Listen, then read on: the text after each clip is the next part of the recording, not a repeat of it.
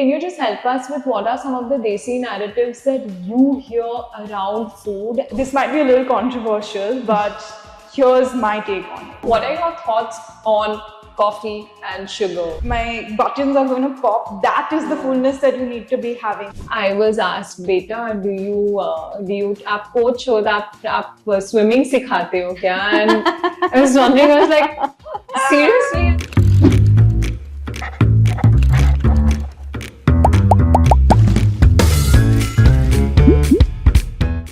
Hello and welcome to the next episode of Attention Deficit Hyper Desi. I'm Coach Ankita Jagtiani Dadachandji. I'm an ADHD coach and also a fellow ADHDer. My purpose of putting together this podcast is simple, just to bring experts who can share information on ADHD, different aspects of it just for you in a way which is simple, it's casual, it's relatable, and most importantly, it's stigma-free. So today I have Ishita Bhatia Mehta, a Mumbai-based consultant nutritionist. She works very closely with children, teens, and adults who navigate ADHD, autism, and basically neurodivergence. So Ishita, thank you so much for joining us. My absolute pleasure, Ankita. We're really excited to have you on this episode, ADHD and nutrition. So Ishita, before we jump into ADHD and nutrition, why don't you share with us a little bit about your journey? So, just in a nutshell, basically when I came back from university, my first job was in an actual weight loss clinic, and I realized that with weight loss, I think that is not the answer for everything. There's a lot of also like body image issues that even if you shed all the weight in the world, those issues cannot be solved, which kind of directed me to go towards the other end, which is more from the preventive approach, right? Sure. So looking at pediatrics, children, teens, and trying to prevent lifestyle disorders in the first place. And as I started working with the younger generation of sorts, I think one thing that kept coming up in clinic was neurodivergence. I think with the younger generation, there's also much more diagnosis that happens in today's day and age, which is why they came presenting with the diagnosis. So I had no choice but to kind of jump into understanding more about neurodivergent care, dietetic care, or as we say, neurodivergent inclusive care when it comes to nutrition and dietetics. So that's interesting. How did you decide in the first place that, hey, I want to talk about nutrition and I want to sort of be a part of this space? Nutrition specifically? In specific, yeah. So I actually did my undergrad in microbiology and biochemistry. Oh, wow. Okay. And I remember I wanted to be an immunologist. And at that time, because I wanted to go to Oxford and do immunology. But at that time, COVID wasn't around, so no one knew about immunology. I also realized that that meant that I'd have to work in a lab, which didn't really click earlier until I was sitting in front of that Oxford interviewer when he asked me, where do you see yourself in 10 years? And that's when I realized that perhaps I want to do something that's more of an application of science or an application of biochemistry. And that's how I kind of stumbled into nutrition, and the rest is history. So I've been seeing a lot of your stuff on the nutrition project on your Instagram page, and also Well-Fed Children. So can you share a little about both of these initiatives of yours? So it's an interesting story. My page Nutrition Project was literally born from when I was working at another clinic earlier, where it was just like things I wish I could have said about nutrition, things that I felt more people needed to hear and know about nutrition. I just kind of, it was a little project of mine on the side, and that's why it was called Nutrition Project. The name just stuck. And the page kind of grew and evolved into a practice. I don't feel like changing the name as of yet, but it is a project because I like that it's a project for even the clients when they come in, right? Sure. It is something that they work on and then they take away from that. So that is the whole idea of Nutrition Project. Looking at Well-Fed Children, the other Instagram page, it's more of a children's clinic. Okay. So it's a completely separate pediatric children's nutrition practice. You mentioned something beautiful about stigma-free. And I feel like children also deserve stigma-free nutrition. They deserve diet culture-free nutrition. Nothing like diety, you know, when a child comes to a nutritionist clinic, they should not have a bad experience that will they'll develop an eating problem because of it. And that was the whole idea of starting a children-focused nutrition clinic, because there was no friendly environment in place to speak about food in a non-stigmatizing or non-diety way in that sense. Yeah. No, I think that's beautiful. There's always sort of a reason that we start somewhere. Like I remember my coaching page came up because I was asked, "Beta, do you आप coach हो तो आप swimming सिखाते हो क्या?" And I was wondering, I was like, seriously? And then the next question was, कौन से subjects में tuition देते हो? Oh my God. So in Desi homes or in the Desi context, there are so many random narratives that keep coming up, right? I think with food, especially, if you don't eat, oh, you know, you're not full, you've not eaten enough. How will I remember my mom telling me that if you don't eat, I can't sleep well. And I said, this doesn't make sense because I'm full, right? But there are, and also if you're extremely healthy, then well, hey, that's not good either. So, you know, it's really confusing. So can you just help us with what are some of the Desi narratives that you hear around food, and how does that sort of build a relationship of a child and then an adult with food? So I feel like the Desi narratives around food are kind of in a mithai box diet culture wrapped in. You know, in the sense that when we talk about diet culture, we say that it's something that it's just society being obsessed with health looking a certain way and being a certain way, and you have to eat a certain way in that sense. And then that's what, say, Desi moms or Desi families kind of take in and like wrap it up into like shiny foils and present it to you saying, beta, you have to eat this, or beta, don't eat this, or you know, those kind of things that become very strict rules of sorts. One thing, a couple of things that come up to my mind is the whole, you have to finish everything on your plate. So this might be a little controversial, but here's my take on it, right? This narrative of finishing everything on your plate has come from where? It's come from our parents, our grandparents, their grandparents, and they lived in that time of deprivation, right? Perhaps like it was the British era, right? Food was not that freely accessible. So of course there was scarcity of that food. And that's where this narrative of, okay, don't waste anything, whatever you've got, eat it now, has come from, and very well-intentioned, very well-meaning. But as it goes down through generations, we also have to understand the context in which we are in. We're in a context of food abundance, right? And then a mother's telling the child, okay, like, this much is only there, now just finish it off, who's going to eat it, and things like that, is not only going to not help the child, but the child is not going to be able to trust their own fullness cues, trust their own hunger cues, because they're getting overridden by all of these kind of older, sayings. I'm not saying waste food. Right?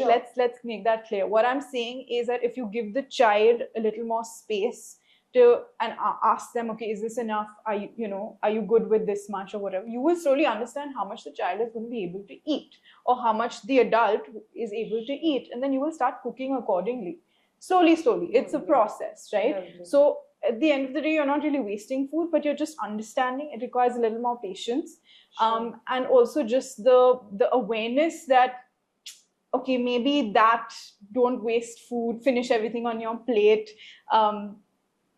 may not apply to today's day and age. So how do these narratives really, for a lack of better word, mess a child and an adult's relationship with food? Of course, right? Because if you're, let's say, this narrative of clean your plate.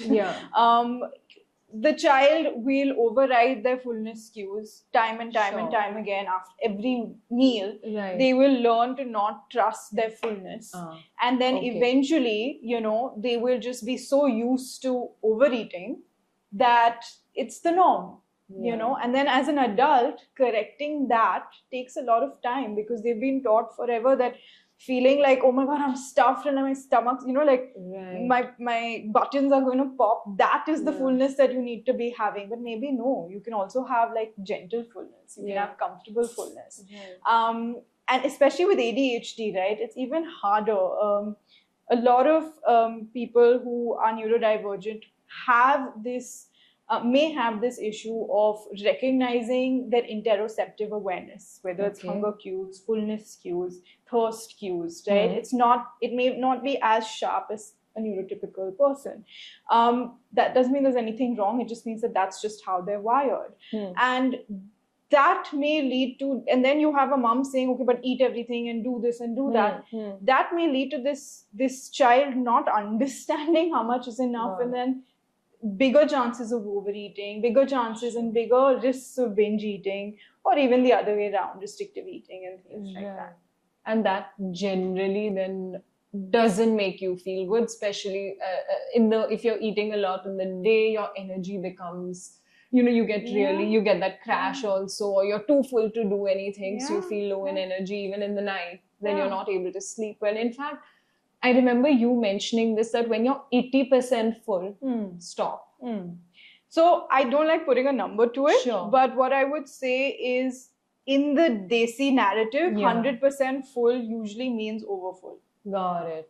It That's means interesting. it sometimes means painfully stuffed. Yeah. Okay. Right? So I would say whatever percentage you want to put to it is personal. But what does comfortable fullness feel to you? Right? Where you can, once you've eaten, go about your day, not feel sluggish, do your thing, continue working. What does that fullness mean to you? Yeah, interesting. I'm also just thinking that generally there are many families, of course, now that's changing, but in India there's this whole thing of, oh, eat fresh only. So we can't, if there's so much left in the bowl, it can't go into the fridge and be eaten the next day. So like, oh, there's just so much, why should we waste it? Let's just stuff ourselves. So we're essentially treating our bodies like bins. Yeah, I always say that. I think we were having this conversation and you mentioned this, right? That we are not really the bins. So what do you, I mean, it's okay to keep it and... Yeah, and it's again having that awareness, that either you're wasting food outside or inside your stomach. Your body requires X amount of food, and that's about it. After that, the rest of the food gets stored in the form of energy as fat and glycogen in the body. So you decide how you want to do that. Another thing is that, again, thinking about context of where we are today, technology is such that food can be kept fresh for a couple of hours in the refrigerator, right? Or in the freezer. Sure. This narrative, I want to say a little more about this narrative of having to eat fresh. I think it's a great narrative. If you can, great. But I need to point out that it's a privileged conversation. Sure. Right? There are households that can afford to cook fresh food every day. There are households, for some reason or the other, perhaps people are working, there's no time, or there's executive dysfunction, right? As in the case of ADHD or some sort of neurodivergence, where it is not possible to have fresh food on the table every single day, right? Does that mean that's shameful? No. We live in a world where the refrigerator exists, the freezer exists. So I've seen, just retraining clients to normalize the fact that, hey, you can also sometimes add in pre-cut frozen veggies from your freezer into your poha and make it super nutritious. And there's nothing wrong in that, and there's no shame in that. And again, I want to say this, that again, frozen foods don't really take away any nutrition as compared to what we've been told in the past. No, but thank you for sharing that, because I think that's something that is not spoken about enough, right? So it's really important, especially like you mentioned with executive dysfunction. It's okay to be able to plan in a way that's easier for you. Right? Yeah. So with ADHD, there are a lot of my clients also experience this texture or sensory sensitivities, right? Like wanting to have specific types of food or the same thing for at least once a day, if not more. So can you share a little about how that can be managed, especially in our homes where everyone sort of eats the same thing, right? How does one navigate that without any shame or judgment or guilt? So I think it's a multifactorial approach. You first start off with understanding and recognizing this. So, like, gently saying that, hey, I'm noticing that there's a lot of Zomato deliveries happening today, perhaps coming from the sensitive texture sensitivity or hyperfixation about certain foods. Not in a judgmental way, but in a just a curiosity kind of, a gentle curiosity kind of a way, like, what's going on, and then once the client recognizes it, acknowledges it, we try to figure out, okay, how do we work around this, right? Okay. What are similar textures that could be available at home that you could be okay with? Right? At no point do we want to make it harder for mom or people in the family to be like, cook something completely different for this person. Sure. But how do we make that same, like, multiple food thali accessible to someone who perhaps gets overwhelmed with so many things on their plate? Sure. Maybe if it's a paneer sabzi and roti and some other sabzi coming on the side or veggies coming on the side, what if we just make it a roll?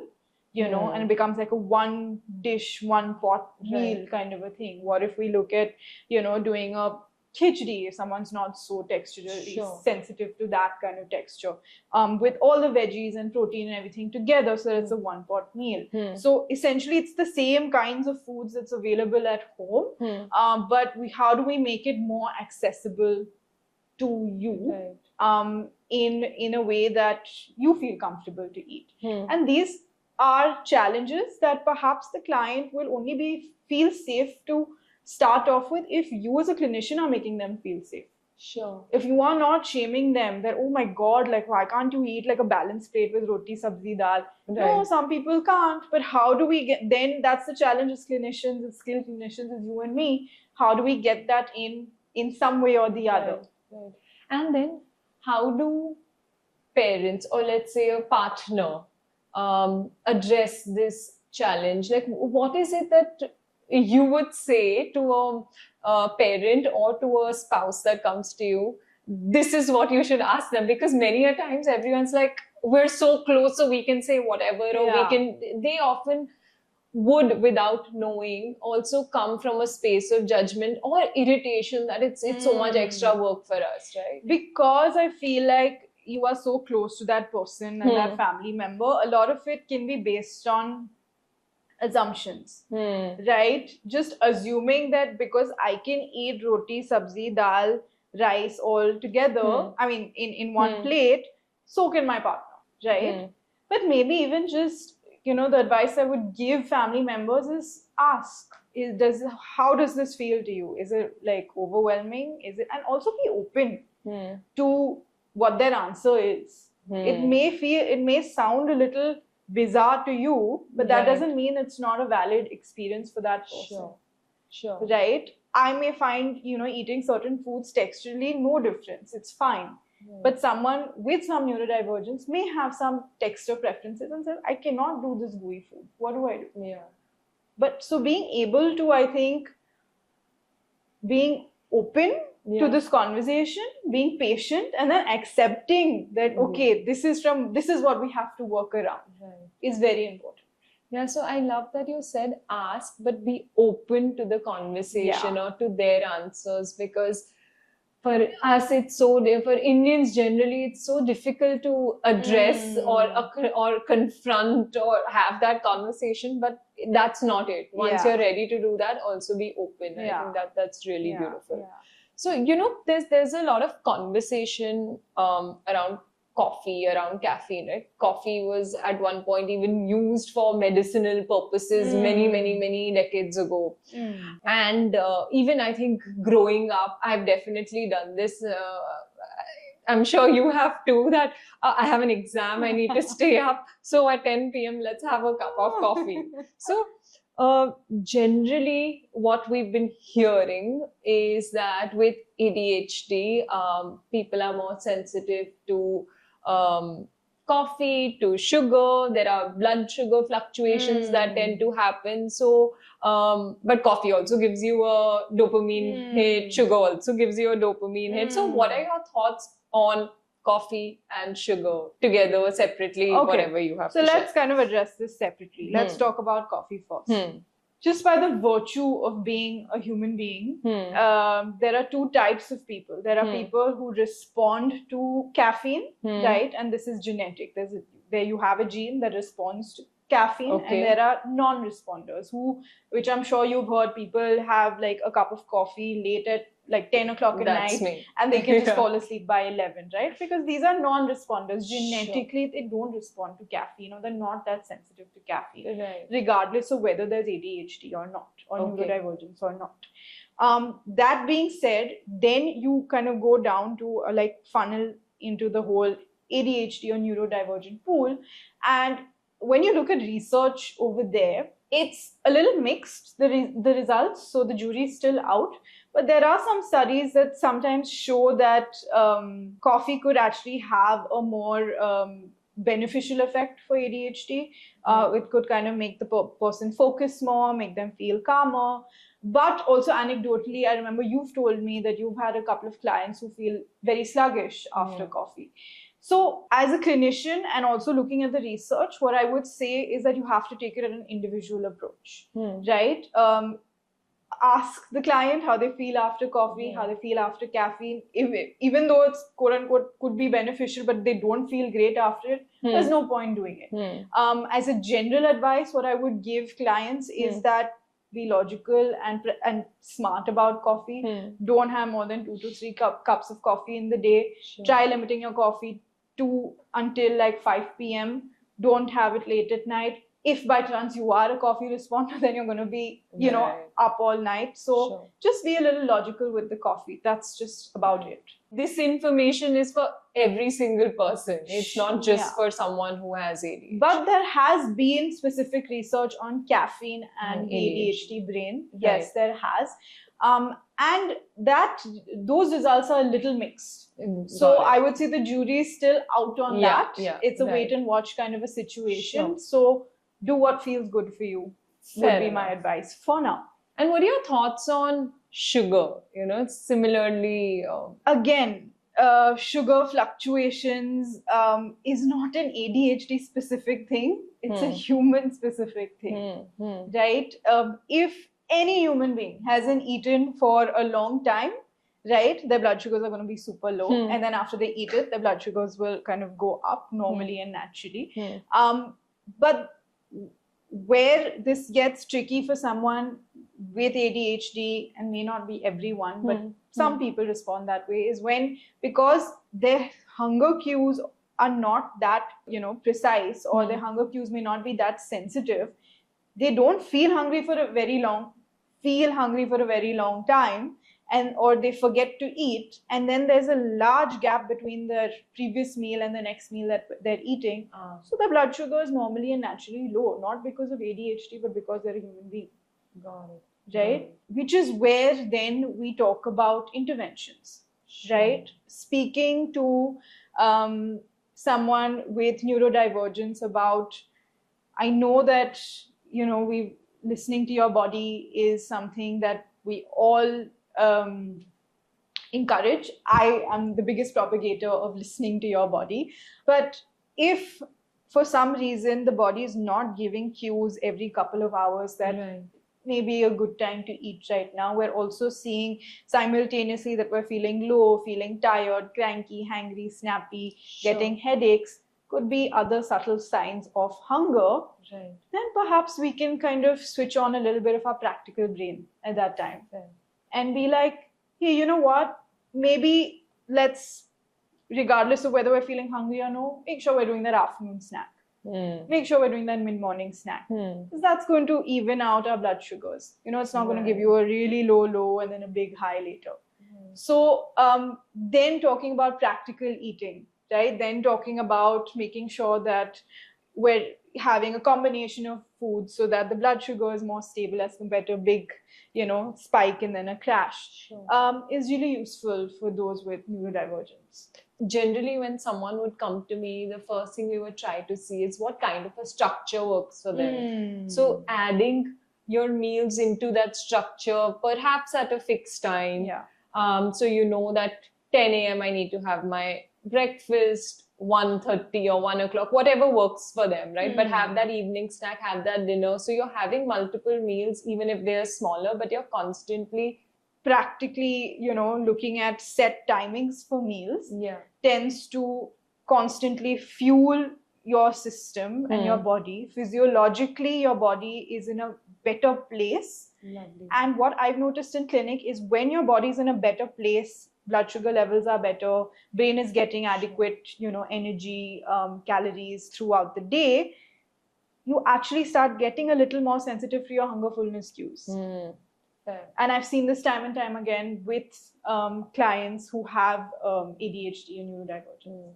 That so perhaps the answer could be of being a little more practical with your meals, setting timings or maybe like alarm clocks or whatever you'd like in the beginning to start getting more sensitive to your hunger. And for some people it may not happen, which is absolutely okay as well.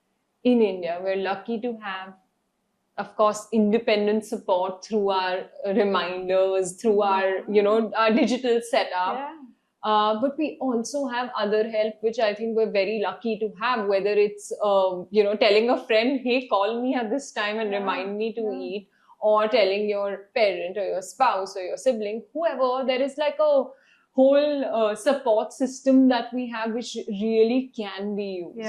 So it's okay to do that, right? And generally, I think a lot of people go into a hyper-focus mode. That's when they tend to forget because we're not made to multitask. So it's easier to focus on one thing. So that's when I think the food aspect, remembering to have your meals in time will help them a lot with. And like you said, if you eat your meals on time, you know, you don't have a crash. And I'm guessing that also then makes you feel more energetic, improves your focus, makes you less lethargic, and so you can function a lot better. Exactly, 100%. Right?